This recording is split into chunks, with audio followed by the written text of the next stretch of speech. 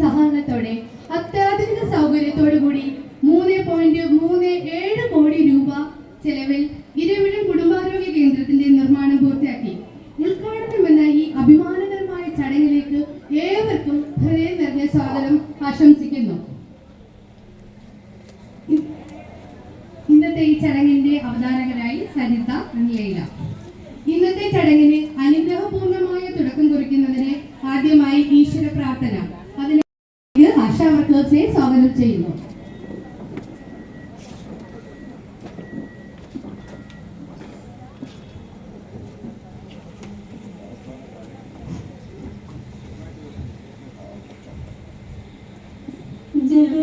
ജഗദീശാരക്ഷിക്ക ഞങ്ങളെന്നും മഹിതമാം ഭക്തിദാനമിന്നേകി മനതാരിലെന്നും വിളങ്ങട്ടെ ശുദ്ധി സ്ഥിരമായി വളരട്ടെ ഞങ്ങളിൽ ഭക്തി. ചിരകാല സ്വപ്നമായ ആ നിമിഷം സമാഗതമായിരിക്കുകയാണ്. ഇന്നത്തെ ഈ ചടങ്ങിനെ അതിന്റെ മഹിമയിലേക്ക് ഉയർത്താൻ നിരവധി വിശിഷ്ട അതിഥികൾ വേദിയിൽ സന്നിഹിതരാണ്. ഈ ചടങ്ങിന്റെ അധ്യക്ഷ സ്ഥാനം വഹിക്കുന്നതിനായി നമുക്ക് ഏവർക്കും പ്രിയങ്കരനായ ഇരവിഴം PSCയെ മുന്നേറ്റത്തിന്റെ പാതയിലേക്ക് കൊണ്ടുവരുന്നതിനും ഇതിന്റെ കെട്ടിട നിർമ്മാണത്തിന്റെ എല്ലാ പ്രവർത്തനങ്ങളിലും മീറ്റിംഗിലും സജീവമായി പങ്കെടുത്ത നൗഷാദ് അവരുടെ ആദരപൂർവ്വം ക്ഷണിക്കുന്നു. നിറഞ്ഞ കൈയടികളോടെ ക്ഷണിക്കുന്നു.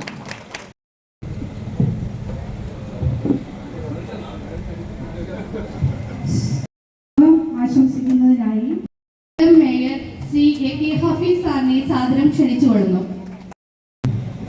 ഇരവിപുരം MLA ശ്രീ നൗഷാദ്, ബഹുമാന്യനും ആദരണീയനുമായ കേരളത്തിലെ ധനകാര്യ മുഖ്യ പ്രഭാഷണം നടത്തുന്ന ഡോക്ടർ KJ. കോവിഡ് എന്ന് പറയുമ്പോൾ തന്നെ 2020 മാർച്ച് മാസത്തിൽ ആണ് കേരളത്തിലേക്ക് എത്തിച്ചേർന്നിട്ടുള്ളത്. ജനുവരിയിൽ ആരംഭിച്ചെങ്കിലും മാർച്ച് മാസത്തോടുകൂടിയാണ് കൊല്ലം പ്രദേശം ഉൾപ്പെടെ നമ്മുടെ നാട് മുഴുവൻ രാജ്യത്തൊട്ടാകെ ഇത് പടർന്ന് പന്തലിക്കുകയും ഒരു കുടുംബത്തിലെ അംഗങ്ങളെ പോലും പരസ്പരം കാണാൻ പോലും തയ്യാറാകാൻ കഴിയാത്തൊരു സാഹചര്യം. എങ്ങനെയാണ് ഇത് എവിടെ പോയി അവസാനിക്കുമെന്ന് ആർക്കും ഒരു ധാരണയില്ലാത്തൊരു കാലഘട്ടം. അന്നാണ് ശരിക്കും കുടുംബ ആരോഗ്യ കേന്ദ്രമല്ല, സാധാരണ ഒരു പ്രാഥമിക ആരോഗ്യ കേന്ദ്രത്തിന്റെ പോലെയും പ്രസക്തി എന്ന് ജനങ്ങൾ മനസ്സിലാക്കി. പിന്നെ നോട്ടിഫിക്കേഷൻ വരുന്നതിന് മുമ്പ് തീർക്കാനുള്ള നിരവധി ഉത്തരവാദിത്തങ്ങളുണ്ട് എന്നുള്ളതുകൊണ്ട് കൂടുതൽ ഞാൻ സംസാരിക്കാൻ ആഗ്രഹിക്കുന്നില്ല. ഒരു ഔപചാരികതയുടെ പേരിൽ അദ്ദേഹത്തെ വളരെ ആദരപൂർവ്വം ഇതിന്റെ ഉദ്ഘാടനം എന്ന നിലയിൽ ഞാൻ സ്വാഗതം ചെയ്യുന്നു.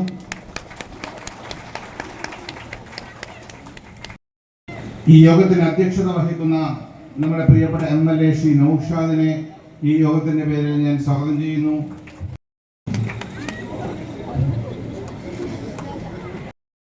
ആരോഗ്യവകുപ്പ് ഡയറക്ടറാണ്, മാഡത്തെയും ഞാൻ സ്വാഗതം ചെയ്യുന്നു. ഡോക്ടർ ഷീജ, ജില്ലാ മെഡിക്കൽ ഓഫീസർ, അദ്ദേഹത്തെ സ്വാഗതം ചെയ്യുന്നു. ഇരവിപുരം ഡിവിഷന്റെ കൗൺസിലർ കൂടിയായ ശ്രീമതി നിഷ സന്തോഷിനെ ഞാൻ സ്വാഗതം ചെയ്യുന്നു.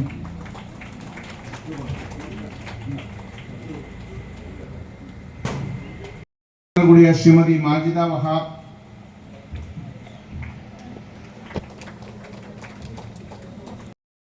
വീട്ടിൽ റെസ്റ്റ് എടുക്കുകയാണ്. Shri AK Asain, Akkoli division councillor,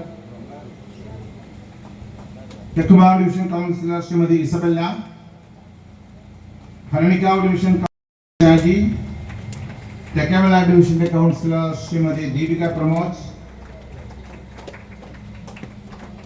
ആരോഗ്യ കേരളത്തിന്റെ ജില്ലാ programme manager doctor Dev Kiran, additional secretary Shri Srikanth, Iravipuram കുടുംബാരോഗ്യ കേന്ദ്രം medical officer doctor Sharvin Sharif ഈ യോഗത്തിലേക്ക് സ്വാഗതം ചെയ്യുന്നു. അതിനോടൊപ്പം ഇവിടെ എത്തിയ മുഴുവൻ ഈ നാട്ടിലെ മുഴുവൻ ജനങ്ങളെയും, അമ്മമാരെയും സഹോദരിമാരെയും കൊച്ചുകുട്ടികളെയും എല്ലാവരെയും ഈ യോഗത്തിലേക്ക് സ്വാഗതം ആശംസിച്ചുകൊണ്ട് നിർത്തുന്നു. നമസ്കാരം. ായി ബഹുമാനപ്പെട്ട ധനകാര്യ വകുപ്പ് മന്ത്രി ശ്രീ KN ബാലഗോപാൽ സാറിനെ സാദരം വേദിയിലേക്ക് ക്ഷണിച്ചു കൊള്ളുന്നു.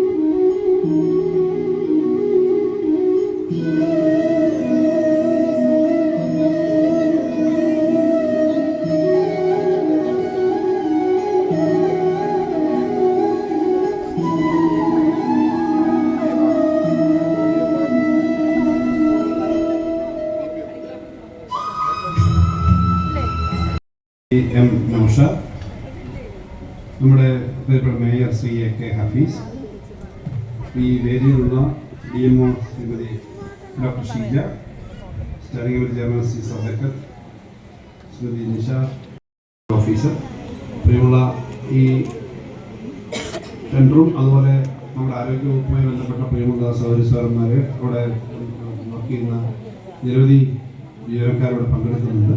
ഈ നാട്ടിലെ പ്രിയമുള്ള സഹോദരി സാറന്മാരെ സുഹൃത്തുക്കൾ, കൊല്ലം കോർപ്പറേഷൻ്റെ നേതൃത്വത്തിലുള്ള 2 പ്രധാനപ്പെട്ട കേന്ദ്രങ്ങളാണ് ഇന്നിവിടെ ആരംഭിച്ചത്. തൊട്ടുമുമ്പ് തൊട്ടപ്പുറത്ത് ഒരു വലിയ ബ്ലോക്ക് ആരോഗ്യ കേന്ദ്രം അവിടെ ആരംഭിച്ചു. നബാർഡ് ഫണ്ട് ഉപയോഗിച്ച് സംസ്ഥാന സർക്കാർ നിർമ്മിച്ചതാണ്. അത് 10 കോടി രൂപയോളം മുതൽ മുടക്കിയിട്ടുള്ള സൗകര്യമുള്ള ഒരു സെൻ്ററാണ്. ഇവിടെ NHM ഫണ്ട് ഉപയോഗിച്ചുകൊണ്ട് നിർമ്മിക്കുന്ന പ്രവർത്തനമാണ്. 64% കേന്ദ്ര ഗവൺമെന്റിനും 34-35% സംസ്ഥാന ഗവൺമെന്റുകൾക്കാണ് കിട്ടുന്നത്. കേരളത്തിൻ്റെ അല്ലേ പറഞ്ഞു, ഇന്ത്യയിലെ ആകെ സംസ്ഥാനങ്ങൾ.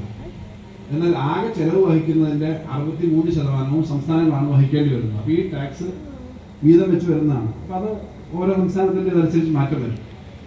അപ്പോൾ അങ്ങനെ ഓരോ മേഖലയിൽ നിന്നും കേന്ദ്രം, സംസ്ഥാനം, തദ്ദേശ സ്വയംഭരണ സ്ഥാപനങ്ങൾ എല്ലാം കൂടി ചെയ്യുന്ന പ്രവർത്തനങ്ങളാണ് നമ്മുടെ ആരോഗ്യരംഗത്ത് ഉൾപ്പെടെ എല്ലാ മേഖലയിലും നമ്മൾ ചെയ്യുന്നത്. ആ പ്രവർത്തനങ്ങളുടെ ഭാഗമായി നമ്മുടെ നാട്ടിലായിരിക്കും ഒരുപക്ഷെ ഇന്ത്യയിലെ ഏറ്റവും മെച്ചപ്പെട്ട സൗകര്യങ്ങൾ എന്നുള്ളത് ഞാൻ എടുത്തു പറയേണ്ട കാര്യമില്ല. കാരണം ഇന്ത്യൻ ആവറേജിലല്ല നമ്മുടെ മുമ്പിൽ, ലോക ശരാശരി നമ്മുടെ മുമ്പിലാണ്. ഞാൻ സംസാരിക്കുന്നില്ല. നമ്മുടെ ഈ ആരോഗ്യ കേന്ദ്രങ്ങളെല്ലാം പ്രത്യേകിച്ച് നമ്മുടെ തൊട്ടടുത്ത്, ഇവിടെ നേരെ പറഞ്ഞ പോലെ വീടിന് തൊട്ടടുത്ത് തന്നെ സൗകര്യമുള്ളപ്പോൾ അവിടേക്ക് വന്നിട്ട് ആദ്യം കാര്യങ്ങൾ നോക്കാൻ പറ്റും. അങ്ങനെ പറ്റുന്ന സൗകര്യങ്ങൾ ഉണ്ടാവുക, അതിന് എല്ലാ മേഖലയിലും പ്രവർത്തിക്കുന്നവരുണ്ട്. അതിനൊക്കെ വലിയ സാമ്പത്തികമായിട്ട് നമുക്ക് മുന്നോട്ട് പോകാൻ പറ്റില്ല എന്ന ആശങ്ക ഉണ്ടായിരുന്ന ഒരു ഘട്ടത്തിൽ കൂടിയാണ് നമ്മൾ കടന്നു വന്നത്. എന്നാൽ ആശങ്കയൊന്നും വലുതായിട്ട് കുഴപ്പമുണ്ടാക്കാതെ മുന്നോട്ട് പോയി എന്ന് നിങ്ങളെല്ലാം മുഖം കാണുമ്പോൾ എനിക്ക് അറിയാൻ പറ്റും. കാരണം എല്ലാ മേഖലയിലും നിറഞ്ഞ ചിരിയും സന്തോഷവും ഒക്കെ ഉണ്ട്. അപ്പം April 1 ആകുമ്പോൾ 10% DA കൂടി ജീവനക്കാർക്കും DR കിട്ടും.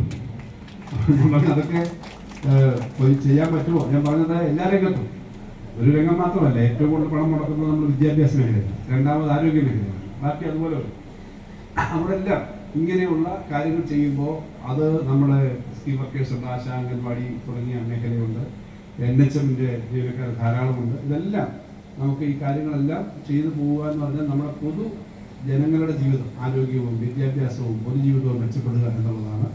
ഈ ഞങ്ങൾ തൊട്ടുമുമ്പത്തെ യോഗത്തിൽ സംസാരിക്കുമ്പോൾ അറിയാം, നമ്മുടെ ഈ മണ്ഡലത്തിലെ PWD റോഡ് മൊത്തം GMEC അദ്ദേഹം സംസാരിക്കും, MLA അങ്ങ് സമയത്ത് സംസാരിക്കും. എല്ലാ ഓവർബ്രിഡ്ജുകളും റെയിൽവേ ഓവർബ്രിഡ്ജിന് എല്ലാത്തിനും നമ്മൾ പണം വെച്ചു. ചിലത് പണി പൂർത്തിയായി. തിങ്കളാഴ്ചയാണ് ബഹുമാനപ്പെട്ട മുഖ്യമന്ത്രി വന്നിട്ട് ഒരു ഓവർബ്രിഡ്ജ് ഉദ്ഘാടനം ചെയ്തിരിക്കുന്നത്. അപ്പം നമ്മുടെ നേരത്തെ ഞങ്ങൾ കോളേജത്തോട് പാർട്ടി ഓഫീസിൽ ഞാൻ വിദ്യാർത്ഥി ആയിരിക്കുമ്പോൾ തൊട്ട് ഞങ്ങൾ ഒരു കേന്ദ്രമാണ് CPM ജില്ലാ സെക്രട്ടറി കോളേജത്തിൽ നിന്ന് അപ്പുറത്തേക്ക് പോയി കഴിഞ്ഞാൽ SM കോളേജിന്റെ അവിടെ നിന്ന് അപ്പുറത്ത് പോയി കഴിഞ്ഞാൽ തള്ളിക്കാവായാലും ഈ ഭാഗത്തുള്ളവർക്ക് ഒരു ക്രോസിങ്ങിന്റെ ഒരു പ്രശ്നമുണ്ട്. ചിലപ്പോൾ 1 മണിക്കൂർ 3/4 മണിക്കൂറൊക്കെ പോകും. അതെല്ലാം മാറ്റം ഉണ്ടാവുക എന്ന് പറയുന്നതാണല്ലോ നമ്മുടെ ജീവിതം മെച്ചപ്പെടുന്നതിന്റെ ഉദാഹരണങ്ങൾ ചെറുത്. അതെല്ലാം ചെയ്യാൻ നല്ല ശ്രമമുണ്ട്. അത് എന്നുവെച്ചാൽ ഈ ഇവിടുത്തെ സ്നേഹിച്ച് പറയുന്നെങ്കിലും ഈ മന്ത്രിമാർക്ക് ഇരിക്കപ്പുറതി കൊടുക്കാത്ത ആളുകളായി MLA-മാർ, പഞ്ചായത്ത് മെമ്പർമാർ, കൗൺസിലർമാർ അതുപോലായിരിക്കുമല്ലോ അവിടെ വന്നു കഴിഞ്ഞു. അപ്പൊ അത് നിന്ന് ഈ കാര്യങ്ങളെല്ലാം ചെയ്യാൻ ഈ നാട്ടിൽ വലിയ മാറ്റം ഉണ്ടാക്കാൻ വേണ്ടിയിട്ടുള്ള ശ്രമം നടത്തുന്നതാണ് നമ്മുടെ MLA. അപ്പൊ അദ്ദേഹത്തിന്റെ ഈ പ്രവർത്തനങ്ങൾക്ക് വലിയ ആശംസകൾ അർപ്പിക്കുന്നു. ഇവിടെ കൂടുതൽ മെച്ചമുണ്ടാകുന്ന ആശംസിക്കുന്നു. കാരണം നമുക്ക് അറിയിച്ചുകൊണ്ട് Thank you, Sri K.N. Bhagavan sir.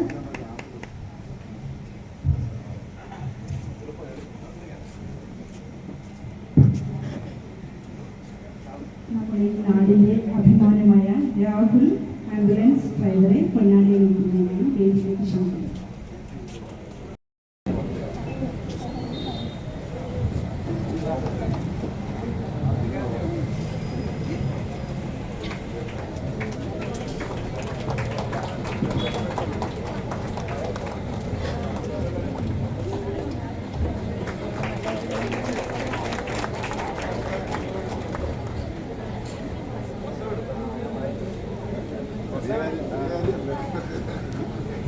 ബഹുമാനപ്പെട്ട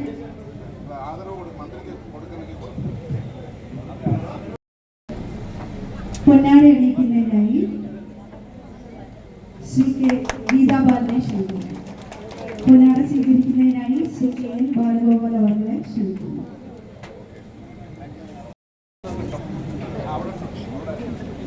അടുത്തതായി പൊന്നാട സ്വീകരിക്കുന്നതിനായി നൗഷാദ് MLA അവരെ ക്ഷണിക്കുന്നു.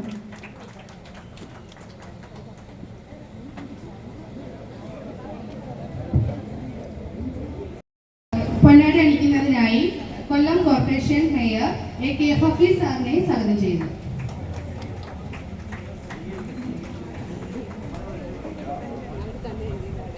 Standing committee chairman Sadakath sir അവരെ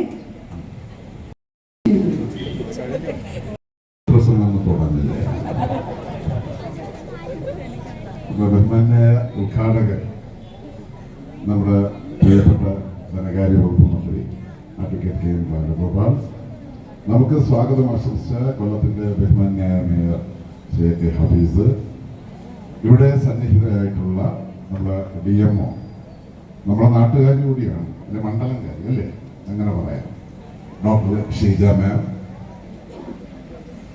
കോർപ്പറേഷൻ ഹെൽത്ത് സ്റ്റാൻഡിംഗ് കമ്മിറ്റിയുടെ chairman Shri Sadakkath, division councillor Nisha Santhosh, കൗൺസിലർമാരായ ലക്ഷ്മി ഷാജി, മഹിളം പോയ നമ്മുടെ DPM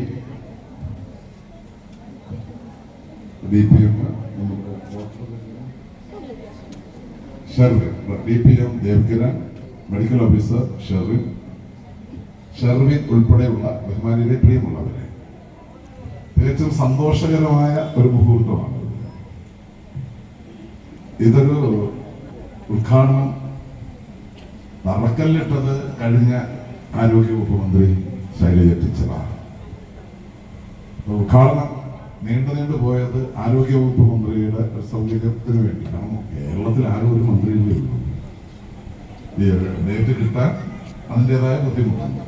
പിന്നെ സ്വാഭാവികമായിട്ടും നമുക്ക് ബാലഗോപാൽ കൊല്ലത്തുകാരനെന്നുള്ളത് കൊണ്ട് അദ്ദേഹത്തിന്റെ മണ്ഡലം കൊട്ടാരക്കര ആയതുകൊണ്ട് പെട്ടെന്ന് അദ്ദേഹത്തിന് സമയം കിട്ടുമ്പോഴെല്ലാം മണ്ഡലത്തിൽ വരും.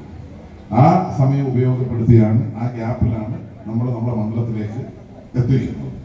അപ്പോൾ ഹെൽത്ത് മിനിസ്റ്ററെ കൊണ്ട് തന്നെ അത് ചെയ്യിക്കണം എന്നുള്ളൊരു നിർബന്ധം ഉണ്ടായതിന്റെ ഭാഗമായി കുറെ അധികം നീണ്ടു. വർക്ക് നീണ്ടതിന് വേറെ ഒരു കാര്യമുണ്ട്. ആദ്യം ഒരു വർക്ക് കൊടുത്തു, ആ വർക്ക് എടുത്തയാൾ ഇട്ടിട്ട് പോയി. ഇത് നിങ്ങൾ അറിയുന്നില്ലല്ലോ. വീണ്ടും അത് കരാറ് കൊടുത്തു. ആ കരാറുകാരൻ അത് സമയബന്ധിതമായി പൂർത്തീകരിച്ച് തന്നു. അപ്പൊ യഥാർത്ഥത്തിൽ പഴയ റേറ്റിലാണ് നമ്മൾ കോൺട്രാക്ട് റേറ്റ് മാറ്റിയിട്ടില്ല.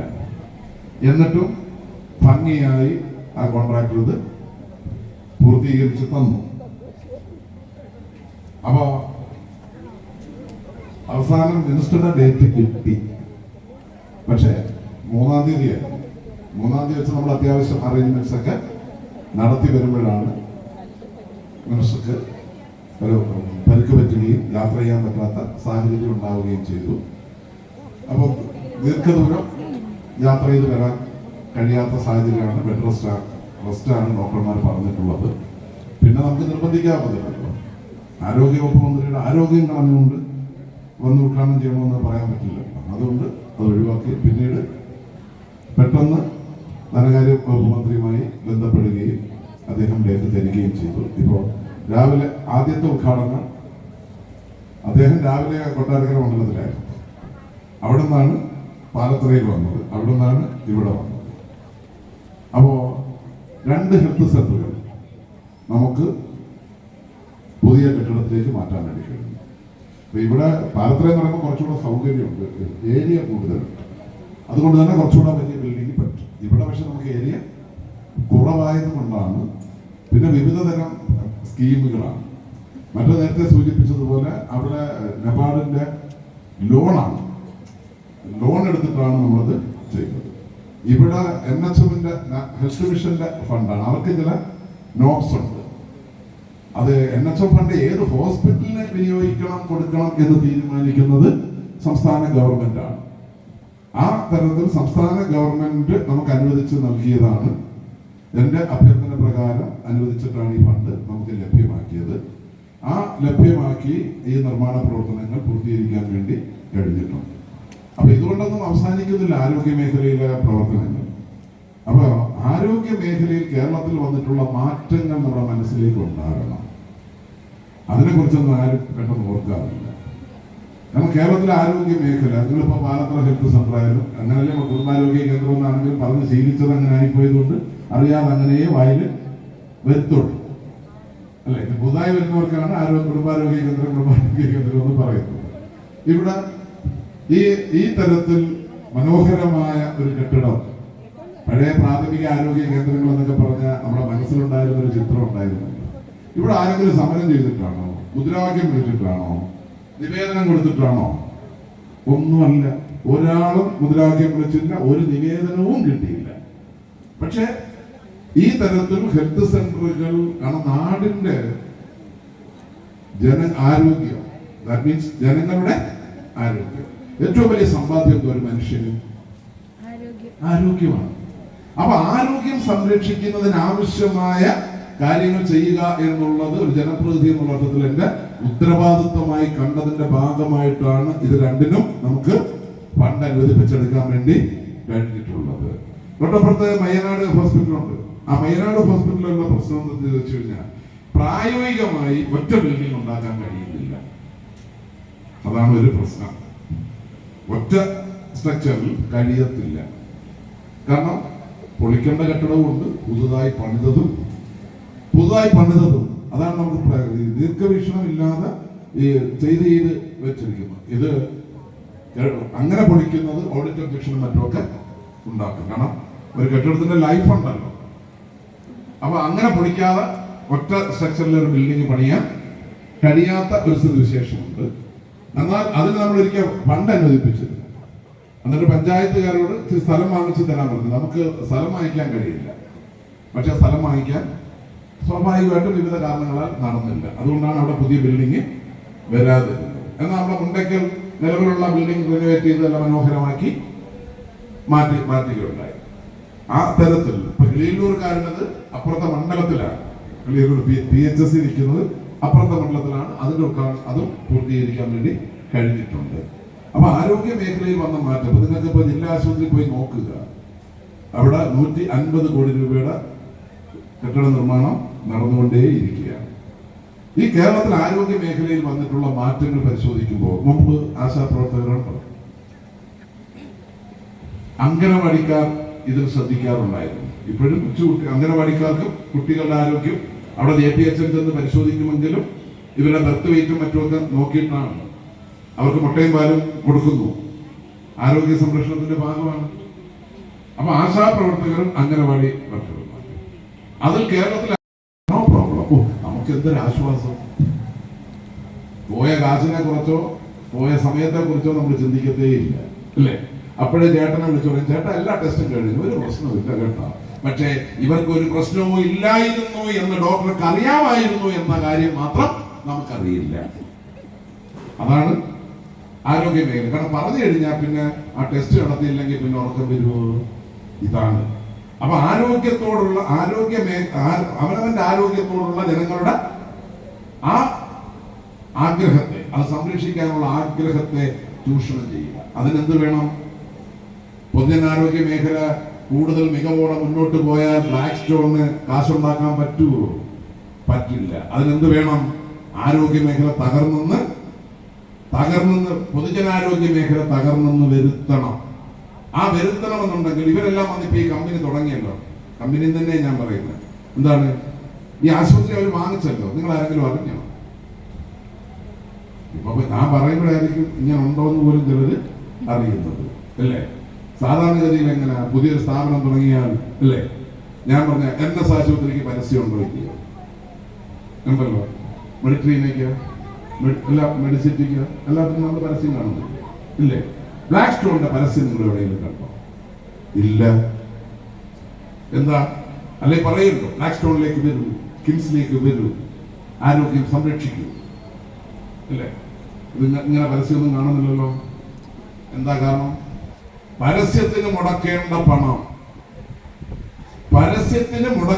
പണം അതിന്റെ പകുതി വേറെ മുടക്കിയാൽ ഇത് മെച്ചമാണെന്ന് പറയുന്നതിനേക്കാൾ എളുപ്പമാണ് മറ്റത് മോശമാണെന്ന് പറഞ്ഞാൽ മതി. അപ്പൊ ആരോഗ്യ മേഖല, കേരളത്തിലെ പൊതുജനാരോഗ്യ മേഖല മോശമാണെന്ന് വരുത്തി തീർക്കാൻ ആ പ്രചരണം നടത്താൻ പൈസ മുടക്കിയാൽ മതി. ഞങ്ങൾ മെച്ചമാണെന്ന് പറയേണ്ട കാര്യമില്ല.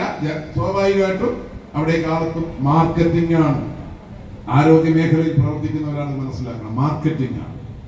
അതിനെ അതിജീവിച്ചുകൊണ്ടാണ് ഈ കേരളം മുന്നോട്ട് പോകുന്നത്. അപ്പോ ആരോഗ്യ മേഖലയിൽ ഞാൻ ചോദിക്കുന്ന വിദേശ രാജ്യങ്ങളിൽ നമ്മളെല്ലാം ബന്ധുക്കളൊക്കെ ഉണ്ടല്ലോ, ഒന്ന് ചോദിച്ചു നോക്കണം. ഒരു ഡോക്ടറെ കാണണമെന്നുണ്ടെങ്കിൽ, ഒരു അപ്പോയിന്റ്മെന്റ് കിട്ടണമെന്നുണ്ടെങ്കിൽ വലിയ മെച്ചമുള്ള സ്ഥലമല്ലേ ഏതാ? അമേരിക്ക. അവിടെ ഒരു ഡോക്ടറെ കാണണമെങ്കിൽ എത്ര സമയം എടുക്കും, എത്ര ദിവസം എടുക്കുമെന്ന് അയലത്തും നാട്ടിലും ബന്ധുക്കളൊക്കെ ഉണ്ടാവുമല്ലോ, ഒന്ന് തിരക്കി നോക്കുക. പക്ഷെ ഇവിടെ വന്നിട്ട് 5 മിനിറ്റ് വൈകിയല്ലോ, 5 മിനിറ്റ് വൈകിയല്ലോ, എന്തായിരിക്കും സ്ഥിതി? ഇല്ലേ? ഇതാണ് വ്യത്യാസം കേരളത്തിന്റെ ആരോഗ്യ മേഖല. കേരളത്തിന്റെ ആരോഗ്യ മേഖലയിൽ ആ മികവിനെ ഇല്ലാതാക്കാനുള്ള പരിശ്രമങ്ങൾ ബോധപൂർവം നടക്കുമ്പോൾ അതിനെ പ്രതിരോധിക്കാനുള്ള ഉത്തരവാദിത്വം നമ്മൾ ഓരോരുത്തർക്കും ഉണ്ട്. ആ മേഖലയെ സംരക്ഷിക്കണം. അതിന്റെ ഭാഗമായിട്ടാണ് ഒരു ജനപ്രതിനിധി എന്നുള്ള അർത്ഥത്തിൽ ഈ ഹെൽത്ത് സെന്റർ മെച്ചപ്പെടുത്തണം എന്ന് തോന്നിയത്. അതിന്റെ ഭാഗമായി ഇന്ന് നമുക്ക് ലഭിച്ചു. ഇത് നാഷണൽ ഹെൽത്ത് മിഷൻ ഫണ്ട് പലവിധമാണ്, അല്ലേ? ഞാൻ പറഞ്ഞ ഇവിടെ ഇപ്പൊ നിങ്ങൾക്ക് തരാനുള്ള പൈസ കേന്ദ്ര ഗവൺമെന്റ് തരുന്നില്ല. ഇവിടെ കേന്ദ്ര ഗവൺമെന്റ് ഇത് ഇന്ത്യക്കാരാണ്. ഇപ്പോ കോർപ്പറേഷൻ പല പദ്ധതികളും നടപ്പിലാക്കുന്നില്ലേ, ഇല്ലേ? കോർപ്പറേഷൻ പല പദ്ധതികളും നടപ്പിലാക്കുന്നു. അവിടെ ഒരു അംഗനവാടി കോർപ്പറേഷൻ കെട്ടിയാൽ അവിടെ എഴുതി വെക്കുന്നത് എന്തുവാണ്? അവിടെ എന്തോ എഴുതി വെക്കൂ? കേരള സർക്കാരിന്റെ അംഗനവാടി എന്ന് എഴുതുള്ളൂ. നിങ്ങൾ എഴുതുന്നത് എന്താ? കൊല്ലം കോർപ്പറേഷൻ. പക്ഷേ കേരള സർക്കാർ പൈസ തന്നില്ലെങ്കിൽ കോർപ്പറേഷൻ എവിടുന്ന് കെട്ടും? ഇത് മനസ്സിലായോ? നമ്മുടെ നാടിന്റെ ജനാധിപത്യപരമായ സിസ്റ്റമാണത്. അത് വിവിധ തരം ഗ്രാന്റുകൾ, ആ ഗ്രാന്റുകൾ വരും. അത് എവിടെ വേണം, എങ്ങനെ വേണമെന്ന് തീരുമാനിക്കുന്ന സംസ്ഥാന ഗവൺമെന്റ് ഷെയർ ഉണ്ട്. അത് ഗ്രാന്റാണ്, നമുക്ക് അവകാശപ്പെട്ട പണമാണ്. അത് ആരുടെയെങ്കിലും പ്രത്യേക അല്ല. നടപ്പിലാക്കുന്നത് ആരാണോ അവരുടെ കയ്യിലാണ്. ഇപ്പൊ കോർപ്പറേഷനാണ് നമ്മൾ കൊടുക്കുന്നു. കോർപ്പറേഷന് ഫണ്ട് സംസ്ഥാന ഗവൺമെന്റ് ഉണ്ട്, സെൻട്രൽ ഗവൺമെന്റ് ഉണ്ട്, അല്ലാതുള്ള ഏജൻസികളുടെ ഉണ്ട്. ഇവരുടെ എല്ലാം ഫണ്ട് കിട്ടും. അതൊക്കെ നമ്മുടെ നടപടിക്രമങ്ങളുടെ ഭാഗമാണ്. അപ്പൊ ഇവിടെ ആ തലത്തിൽ ഫണ്ട് ലഭ്യമാക്കി നമുക്ക് ഇത് പൂർത്തീകരിക്കാൻ വേണ്ടി കഴിഞ്ഞു. ഒരു ജനപ്രതിനിധി എന്നുള്ള അർത്ഥത്തിൽ നിറഞ്ഞ സന്തോഷത്തോടു കൂടിയിട്ടാണ്. അപ്പൊ എന്റെ കാലാവധി അടുത്ത ആഴ്ച എന്തായാലും നോട്ടിഫിക്കേഷൻ വരും, ഇല്ലേ? സ്വാഭാവികമായിട്ടും നോട്ടിഫിക്കേഷൻ വരും. ഞാൻ പറഞ്ഞ നിങ്ങളെ അഭിസംബോധന ചെയ്യുമ്പോൾ ഞാൻ ചോദിക്കുന്നു, ഇനി ഈ മണ്ഡലത്തിൽ ഏത് കാര്യമാണ് അഡ്രസ് ചെയ്യാനുള്ളത്? ഏത് വേദിയിൽ നിന്നും ഉച്ചത്തിൽ തന്നെ എനിക്കിത് ചോദിക്കാൻ കഴിയും. ഏത് സ്കൂള് ഇവിടെ നന്നാക്കാനുണ്ട്? ഏത് സ്കൂള് മെച്ചപ്പെടുത്താനുണ്ട്? ഏത് ആശുപത്രി മെച്ചപ്പെടുത്താനുണ്ട്? ഏത് റോഡ്? അത് PWD റോഡാണ് ഞാൻ ചെയ്യുന്നത്. റോഡ് കോർപ്പറേഷൻ റോഡുണ്ട്, ജില്ലാ പഞ്ചായത്ത് റോഡുണ്ട്, ഇല്ലേ? പഞ്ചായത്ത് റോഡുണ്ട് നമ്മ മണ്ഡലം വരുമ്പോ. പക്ഷെ PWD റോഡാണ് ഞാൻ ചെയ്യേണ്ടത്. ഈ മണ്ഡലത്തിലെ ഏത് PWD റോഡാണ് ഇനി മെച്ചപ്പെടുത്താനുള്ളത്? അഭിമാനത്തോടുകൂടി പറയട്ടെ, മുഴുവൻ PWD റോഡുകളും BMMBC നിലവാരത്തിൽ ഇരുവരും മണ്ഡലത്തിൽ പൂർത്തീകരിച്ചിട്ടുണ്ട്. ഞാൻ ചെയ്യേണ്ടാത്ത റോഡ്, നിങ്ങളിപ്പോ ഇതിന്റെ വലതുഭാഗത്തുള്ള റോഡില്ലേ, അത് PWD റോഡാണ്, നേരെ കൂട്ടിക്കിടക്കി പോകുന്നത്, ഇല്ലേ? പക്ഷെ ഈ റോഡോ, നിങ്ങൾ ഇരവിപുരത്തുനിന്ന് ഇങ്ങോട്ട് വരുന്ന റോഡ് MLA-യുടെ ഉത്തരവാദിത്വത്തിൽ പെടുന്നതല്ല. പക്ഷേ 4 കോടി രൂപ മുടക്കിയാണ് അത് ഞാൻ ഇടപെട്ട് ഫണ്ട് അനുവദിപ്പിച്ച് പൂർത്തീകരിച്ചെടുത്തത്. ഈ റോഡ് MLA-യുടെ പെടുന്ന കോർപ്പറേഷൻ റോഡാണ്, ഇതും കോർപ്പറേഷൻ റോഡാണ്. ഇത് 1 കോടി രൂപ മുടക്കിയാണ് വളത്തിന് ജംഗ്ഷനിൽ നിന്ന് വന്ന് നിങ്ങളുടെ ഈ ഇതിന്റെ തൊട്ട് മുമ്പിലുള്ള റോഡ്. ഏത് റോഡാണ്? ഇവിടെ നിന്ന് പറഞ്ഞാൽ ഒത്തിരി ഒത്തിരി ഒത്തിരി പോകും. ഞാൻ പറഞ്ഞ ഇരുവരും പാല എത്രയോ പതിറ്റാണ്ട് കാലത്തെ സ്വപ്നമാണ്. ഇപ്പൊ ആൾക്കാർ യാത്ര ചെയ്തൊക്കെ തുടങ്ങി. നമ്മൾ പിന്നെ ഔദ്യോഗിക ഉദ്ഘാടനം മറ്റന്നാൾ വെച്ചിരിക്കുന്നു. അത് വേണമല്ല, ഇല്ലേ? ഔദ്യോഗിക ഉദ്ഘാടനം പിന്നെ ഇത്തിരി പണിയും കൂടെ തീരാനുണ്ട്. അവരെ ഒന്ന് സ്പീഡ് ചെയ്യണമെന്നുണ്ടെങ്കിൽ ഈ ഉദ്ഘാടനം എന്ന് പറഞ്ഞാലേ പറ്റത്തുള്ളൂ. അപ്പോ എത്രയും കാലത്തെ ആഗ്രഹം ഇതിന് 15 കാലം എത്ര പേർക്ക് ഇന്ധന ലാഭം സമയ ലാഭം ഉണ്ടോ ഇല്ലയോ? അവിടെ പോയി പെട്രോൾ കത്തിച്ച് കളയുന്ന ആ സമയം, പിന്നെ അവിടെ കിടക്കുന്ന സമയം. അപ്പൊ ഇന്ധന ലാഭം സമയ ലാഭം മനസ്സിലായോ? ഇപ്പുറത്തോട്ട് നോക്കിയാലോ, കടപ്പുറം. പഴയ ഇരവിലും എന്തുവായിരുന്നു? കടപ്പുറത്തുനിന്ന് ഇങ്ങോട്ട് ഓടണം, കാരണം കടൽ ഇങ്ങോട്ട് വരും. അങ്ങോട്ട് ചെന്നാലോ പോകാനും പറ്റത്തില്ല, അവിടെ റെയിൽവേ ഗേറ്റ്. ഇതല്ലായിരുന്നു ഇരവിലത്തെ സ്ഥിതി. ഇപ്പോഴോ കടൽ കയറുന്നുണ്ടോ? കടപ്പുറത്തോട്ട് പോയെന്ന് നോക്കണം. ആ കടപ്പുറത്തേക്ക് പോയി നോക്കില്ല. അവിടെ പുലിമുട്ടുകൾ നിർമ്മിച്ച് ടെട്രാപോഡുകൾ നിരത്തി കടൽ കയറ്റം എന്നുള്ളത് അവസാനിപ്പിക്കാൻ നമുക്ക് കഴിഞ്ഞു. മഹാപ്രളയം അങ്ങനെയൊക്കെ ഉള്ളത് വന്നാൽ മാത്രമേ ഉണ്ടാകും. നോർമലി കടൽ കയറ്റം അവസാനിപ്പിക്കാൻ വേണ്ടി കഴിഞ്ഞു. പിന്നെ ആ റോഡ് ഉദ്യോഗസ്ഥര് ഈ ഉദ്ഘാടന ചടങ്ങ് മഹത്തരമാക്കാൻ വേണ്ടി പരിശ്രമിച്ച എല്ലാ നല്ലവരായ ആശാപ്രവർത്തകർ, ആരോഗ്യ മേഖലയിൽ പ്രവർത്തിക്കുന്ന മുഴുവൻ പേരെയും ഒറ്റവാക്കിൽ ഇനി ആരെങ്കിലും ഒന്ന് പറഞ്ഞിട്ട് വിട്ടുപോയാൽ പിന്നെ അത് പരാതിയാകും. അതുകൊണ്ട് എല്ലാവരെയും, ആരോഗ്യ മേഖലയിൽ പ്രവർത്തിച്ച മുഴുവൻ പേരെയും ഹൃദയപൂർവ്വം അഭിവാദ്യം ചെയ്തുകൊണ്ട് ഇതിന്റെ പരിപാലനമെല്ലാം കോർപ്പറേഷനാണ് നടത്തുന്നത്. ആ കോർപ്പറേഷനെ ഹൃദയപൂർവ്വം അഭിനന്ദിച്ചുകൊണ്ട് കൂടുതൽ മെച്ചപ്പെട്ട സൗകര്യങ്ങൾ ഉണ്ടാകുമ്പോൾ മെച്ചപ്പെട്ട സേവനം ജനങ്ങൾക്ക് കിട്ടണം എന്ന കാര്യം കൂടി ആ മേഖലയിൽ പ്രവർത്തിക്കുന്നവരെ ഓർമ്മിപ്പിച്ചുകൊണ്ട്, അതിൽ മെച്ചപ്പെട്ട സൗകര്യങ്ങൾ ഉണ്ടാകുമ്പോൾ തിരക്ക് സ്വാഭാവികമായും കൂടും.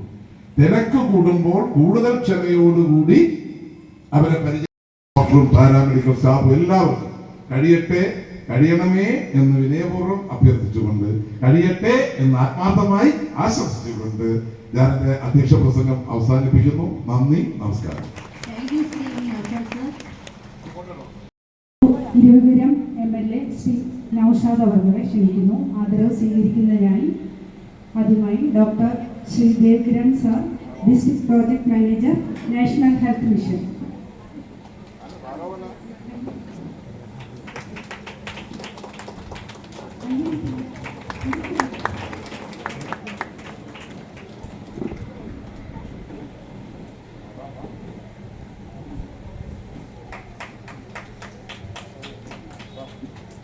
അടുത്തതായി ഈ കെട്ടിടത്തിന്റെ എല്ലാ പ്രവർത്തനങ്ങളും നല്ല രീതിയിൽ പൂർത്തിയാക്കിയ Sreelakshmi construction contractor Sreekumar craze.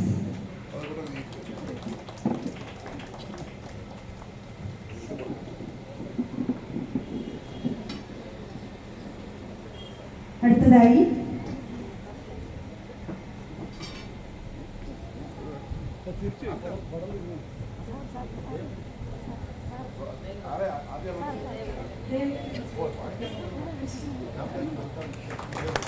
Thank you sir.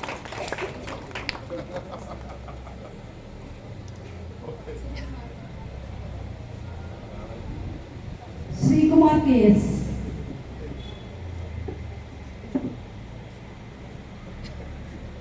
Sreelakshmi construction contractor.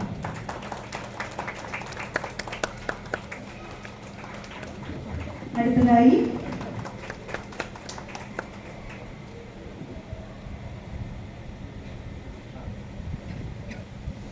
Project engineer Sarath Lal.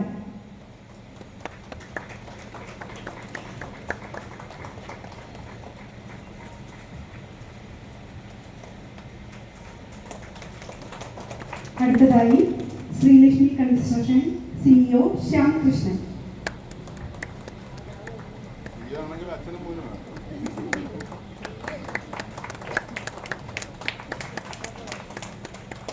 അടുത്തതായി Sreelakshmi construction project manager Nithin Das.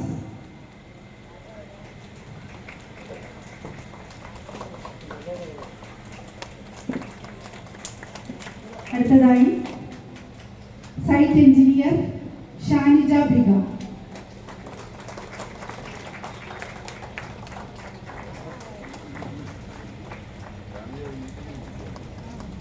Thank you sir.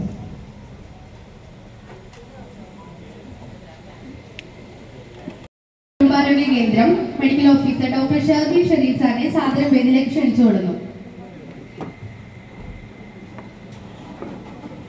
ആദരണീയരായ വേദിയിലിരിക്കുന്ന അതിഥികളെ, ബഹുമാനീയരായ സദസ്യരെ, ഇരുവിപുരം കുടുംബാരോഗ്യ കേന്ദ്രത്തിന്റെ പുതിയ മൂന്നില കെട്ടിടത്തിന്റെ ഉദ്ഘാടന ചടങ്ങ് വിജയകരമായി നടത്താൻ സഹായിച്ച എല്ലാവർക്കും ഈ അവസരത്തിൽ ഹൃദയപൂർവ്വം നന്ദി അറിയിക്കുന്നതിനാണ് ഞാൻ എൻ്റെ വ്യക്തിപരമായ പേരിലും PHC FHC ഇരുവിപുരം കുടുംബത്തിന്റെ പേരിലും ഇവിടെ നിൽക്കുന്നത്.